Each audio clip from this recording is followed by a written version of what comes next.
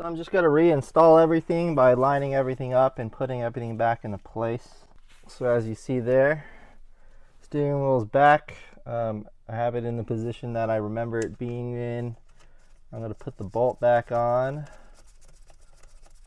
And then we're going to reconnect all the places that we had disconnected. So let's zoom out a little bit. Cruise control. Put that up here. Before we put the airbag back, we need to torque this bolt back to spec. Alright, so I have the torque wrench set at 29 foot-pounds. Gonna let that thing set real quick.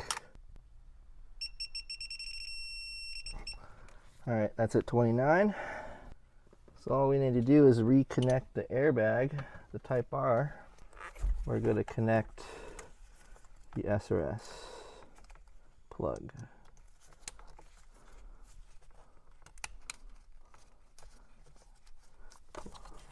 It's tucked in perfectly. We're just going to send it through now.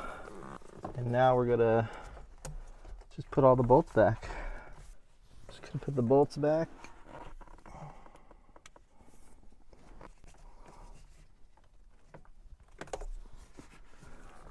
So we're pretty much done. I just put on the bolts as well as the cover after we torqued it down to 29 foot-pounds for the steering wheel.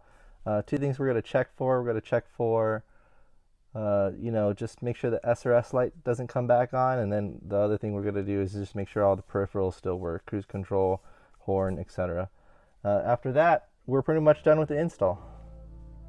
So all we need to do is plug the battery back in. Let everything boot back up. I'm going to tighten this down real quick.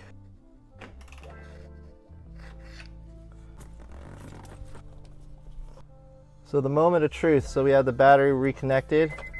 I'm going to start the car.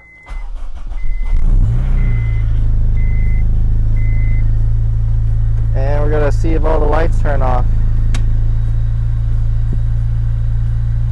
Obviously my seat belt's not on, the door is still open. But the SRS still works. Give it a quick honk.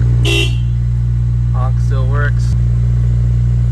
So everything's still working. So let's take it out for a test drive. So the steering wheel's installed, as you see here.